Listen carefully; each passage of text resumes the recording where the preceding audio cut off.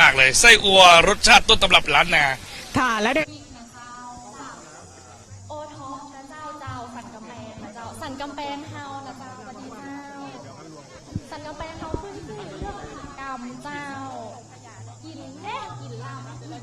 น่าจะพาแบบเจ้าของนะจำได้ค่ะอันนี้กินม่วนกินลำมาเหนือเขาก็ต้องได้กินน้ำพริกหนุ่มแคบหมูนี่ของเราด้วยเหรออันนี้อยู่ในสันกำแพงเฮาเจ้าว่าสันกำแพงเฮาเด่นหลายอย่างเจ้า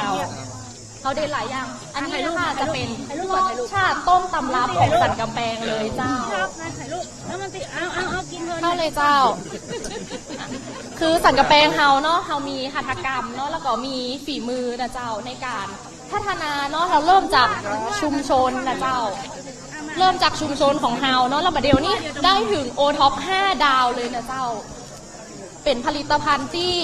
ได้รับการยอมรับเนาะมาถึงเมืองเหนือก็ต้องได้กินแคบหมูไส้อัวนะเจ้า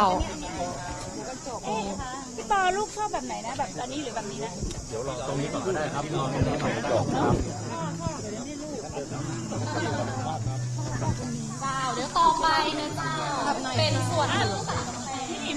จะชิมอะไรเรียกก่อนตรงนี้ครับท่านสวัสดีครับ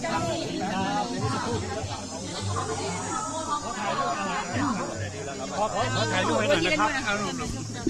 นี่เป็นกระเทียมที่ของเราบักบัวลูกยิ้มหวานอะไรแล้วก็ยังพัฒนาผลิตภัณฑ์นะเจ้าไปถึงระดับประเทศเลยนะเจ้าตอนนี้เขามีศูนย์เรียนรู้ตัวค่ะมีศูนย์เรียนรู้ที่สามารถเข้าไป